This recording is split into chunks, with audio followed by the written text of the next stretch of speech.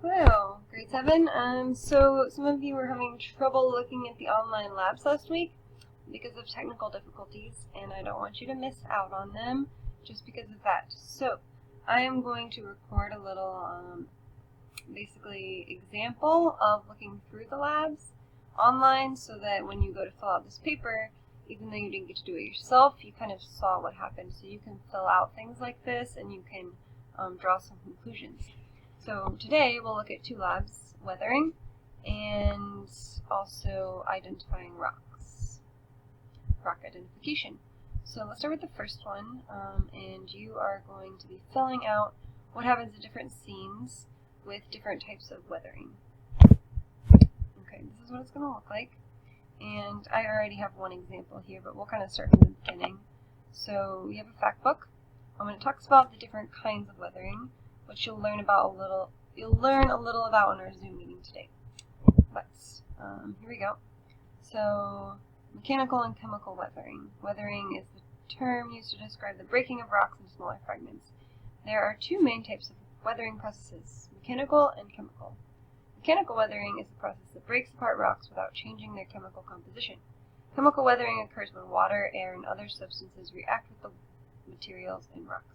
In some types of chemical weathering, the minerals in a rock break down to form new minerals, such as clays, which are important ingredients of soil. So this can happen in many ways. Vegetation, like these plant roots, can actually break apart some of these rocks, and that's a kind of mechanical weathering.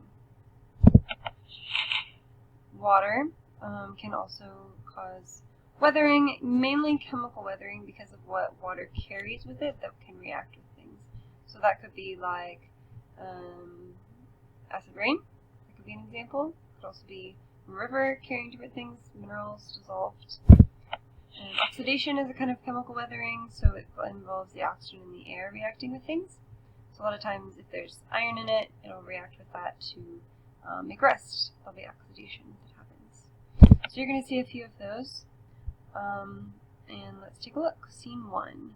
This one. Before weathering, you see your sandstone, limestone, and a cave. Now, if there's water, you can see that we have some stalactites and stalagmites. Okay, those are caused by the minerals kind of solidifying together there. And then your limestone and your sandstone look pretty similar, except the limestone is a little bit chipped away to make a larger cave. If there's oxygen, you see that oxidation happening with the iron and the sandstone. It becomes more red. Scene 2. Okay, let's see what happens when it freezes in the winter and then thaws again in the spring. You can actually see that there's some cracks and things like that. There's a slope that came down here from some things that fell from the mountain. Water, some things are dissolved, okay? Everything else looks pretty much the same. So again, you are going to fill these out and you're going to try to figure out, is this chemical or mechanical weathering for each of these things. Scene 3. Vegetation. What happens? See the tree roots go into the rocks and they actually start to fracture it. Okay, so after this is frozen and it thaws out, you also see some fractured rocks, but not necessarily from the roots. Okay, different cause, but same results. Oops. Scene 4. Okay. Vegetation. What happens? We get some cracks in the sidewalk, some cracks in the house, so it's not just geological structures that can be weathered, it is also man-made structures and concrete and things like that. Oxygen. Okay, can you see anything different in this picture? There's metal on the bike. Great. So that is this lab. I will quickly scroll through this in case you need to pause and look through any of this reading over here. There are some good explanations of chemical and mechanical weathering that we also take a look at in the weathering fact book.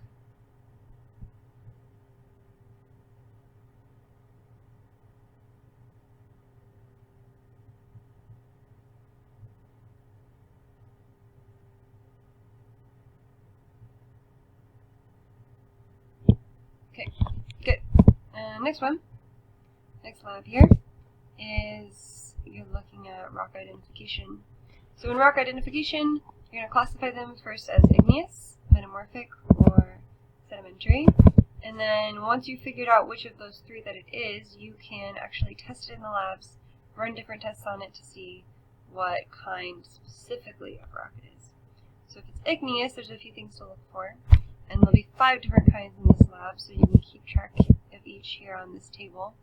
But this is your guess of what you think it is. So does it look glassy? Yes or no? Does it have holes in it? Yes or no? What's the color? And what is the crystal size? Again, large crystal size means you can actually see different colored crystals in there. Small means it all looks the same. They're all pretty much blended. None would be if, it doesn't have that kind of crystalline shape to the whole thing, if you can't see any types of shining anything. Right. And then metamorphic will be some recrystallization. So again, can you see the crystals? Does it scratch glass? So that would mean it's harder than it if you rub it against glass. Banding, so it would look striped rather than just splotches of crystals. They would be pressed so that they are striped. And then the general appearance. Some of them have very specific appearances that you can look for. Sedimentary, sediment size. How big are the particles inside of it? Does it react with hydrochloric acid? And what is the sediment type?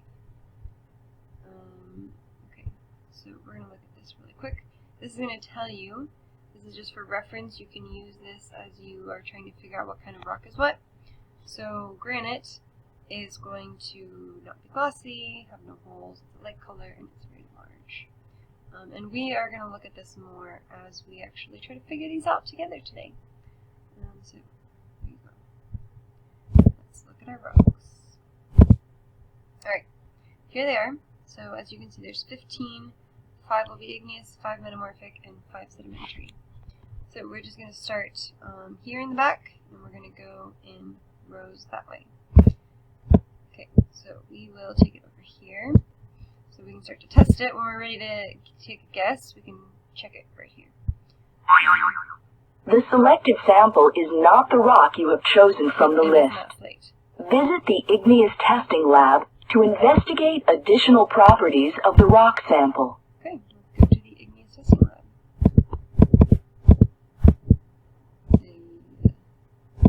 Let us come in. There we go. Alright, so there's some explanations here. Color, they can be categorized as light, intermediate, or dark. Lights might be granites, intermediate might be granitic, andesitic, and dark colored are basaltic. So here's kind of the colors, so we can look where does it fit. It's definitely intermediate, right?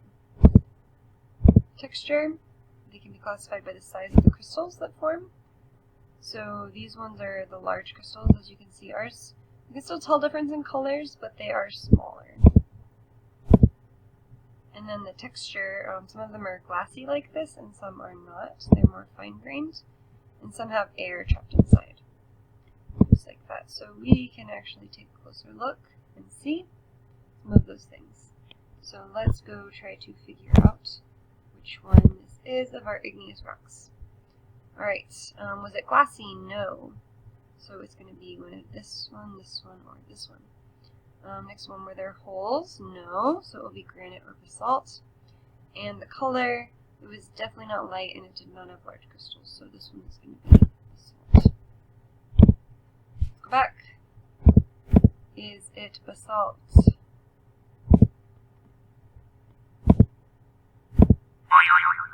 The selected sample is not the rock you have chosen from the list. Visit the Igneous Testing Lab to investigate additional properties of the rock sample. Let's go back and see what it was.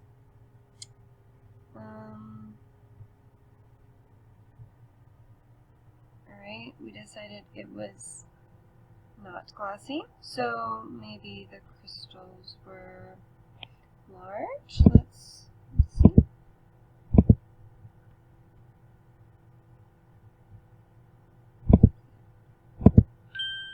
Granite! It is granite! Congratulations! You have correctly identified the selected rock sample. So I guess we can take from that these crystals are large. Alright. And you'll see later basalt is definitely darker colored. It only has that one kind of shade to it. Alright, here's our next one. Let's see. We are going to go with... The selected sample is not a sedimentary rock. Please choose another lab. Metamorphic.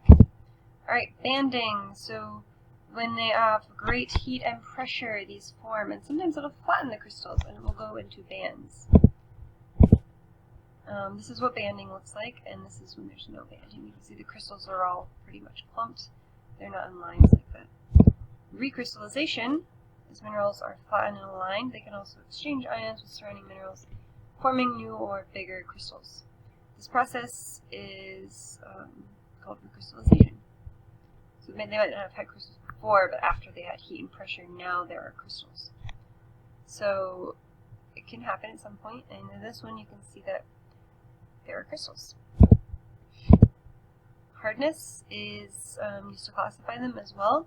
So a lot of times things like quartzite and marble, they both have mineral, but they are different in their hardness.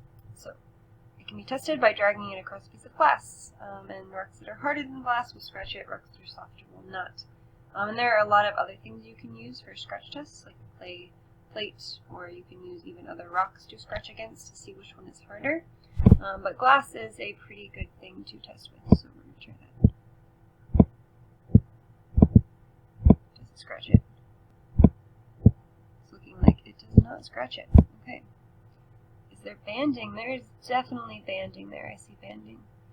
It's hard to tell if there's crystals or not. At this point, there may be. But there's definitely banding, and it's definitely not very hard. So let's go see which one it is. Okay, scratch gloss? No.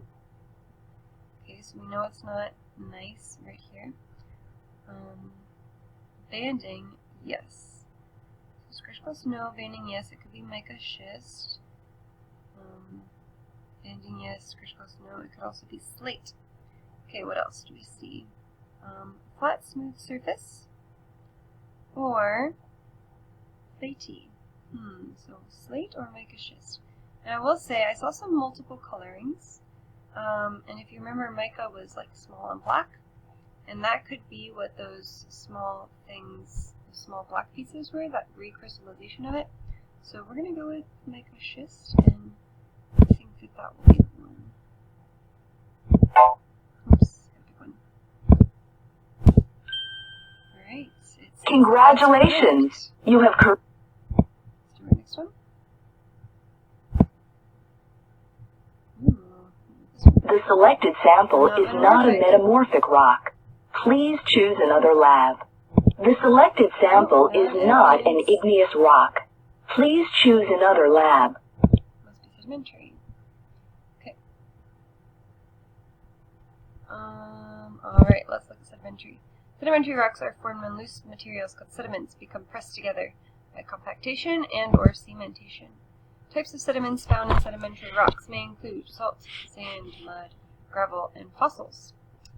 We looked at sand, at least has bigger sized crystals, right? Well, gravel is basically broken up rock, so it could be even bigger than sand. It's not a pure grain like that.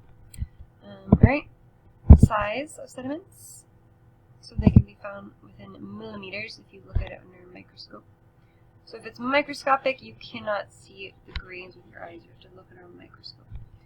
If it's like this size, you can sort of see it like flour. If you really spread it out and look close, you can see them with a magnifying glass. And then these ones, you know, you can see them like a grain of sand, and these ones are bigger, actual pebbles. And then carbonate. So sometimes they have calcite, or they have carbonate minerals. Calcite has these, and they react with hydrochloric acid because they are an alkali. So to test, you could put hydrochloric acid on it, and if it starts to kind of fuzz and bubble like that, you'll see it has carbonate. Alright, sorry for that. There was a time limit on this screen cast, so I just started over. Okay, we're looking at this rock though. And honestly, that was a little while ago that I was recording that, so I can't remember which one it was. But I think that it was, oh gosh, I don't even remember what kind it is right now. Yay, let's say.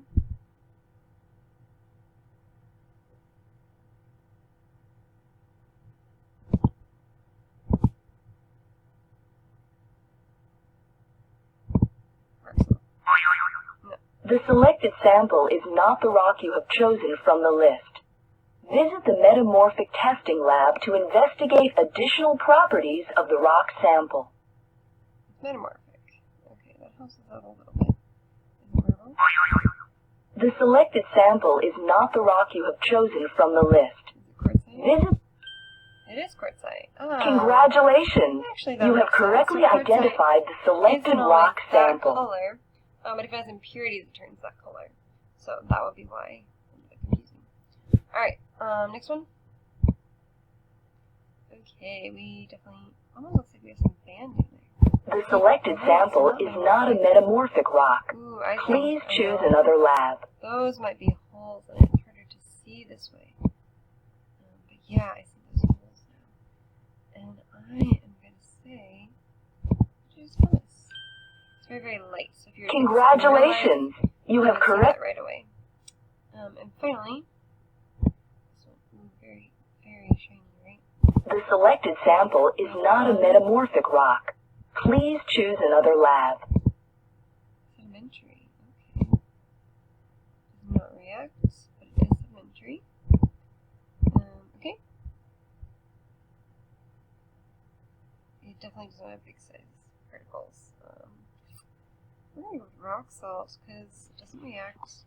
You can't see any sediments at all, so it must be microscopic.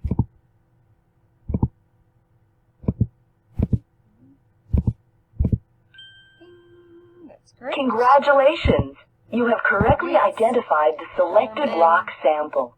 Just a reminder for that last one, pumice, that I didn't show you. So it did have the holes. I did not find it very glassy. Maybe it was. And did have a light color. No really crystals though. So that would be pumice.